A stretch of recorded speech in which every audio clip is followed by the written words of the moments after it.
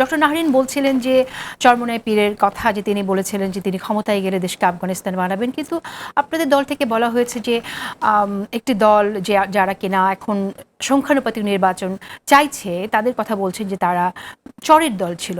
এখন এই দলের সাথে তো আপনাদের দলের মহাসচিব দেখা করতে গিয়েছিলেন, তখন তাদের বিরুদ্ধে অভিযোগটা আপনাদের মাথায় ছিল না? যারা যেই বক্তব্যগুলো এখন আসছে, দেখেন রাজনীতিতে এভরিডে কিছু কিছু দলের পজিশন শিফট হচ্ছে। গতকাল যে পজিশন ছিল আজকে আবার আরেকটা নেই, পরের দিন আরেকটা নেই।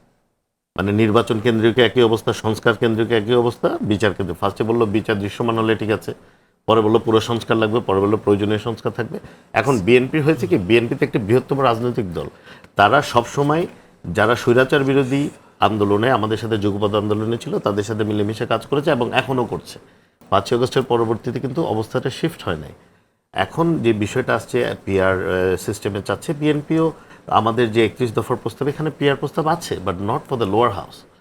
যদি দ্বিকক্ষ বিশিষ্ট পার্লামেন্ট হয়, আমরা উচ্চ কক্ষতে আমরা বলেছি there is a possibility lower কোর্টের লোয়ার হাউসের যে নির্বাচিত প্রত্যক্ষ ভোটে নির্বাচিত হবে, ওখান থেকে হয়তো পিআর পদ্ধতির মাধ্যমে আমরা আপার হাউস কনসিডার করতে পারবো। That's an option.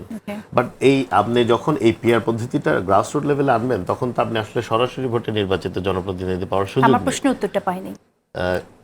চরমোনাই যেটা বলেছেন না, বিএনপির এই স্টেজে মানে এই বিষয়ে অবস্থাটা খুবই পরিষ্কার।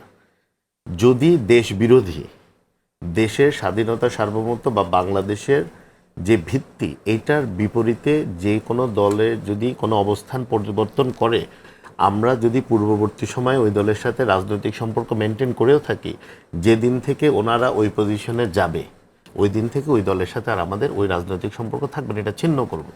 তো যখন বলেছি তখন হয়তো এই অবস্থাটা ছিল না। এখন যদি উনি বলে বাংলাদেশকে আফগানিস্তান বানাতে চাই, ওটা বানাইতে পারে। বাট এটাতে তার বিএনপির রাজনীতিতে তা না। BNP is a liberal Democratic party.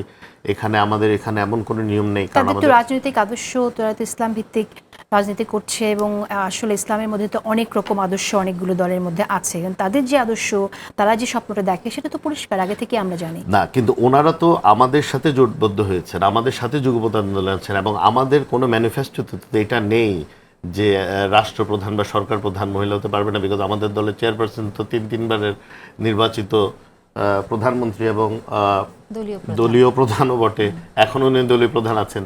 তো ওনারা হয়তো আমাদেরটা মেনে আমাদের সাথে লিবারেল ডেমোক্রেটিক প্রসেসেই নির্বাচন করার জন্য আসছেন। কারণ আপনি যদি টেকনিক্যালি ইসলামী শরিয়াতে যান, তাহলে তো পার্লামেন্ট ইলেকশনটাও করা উচিত না।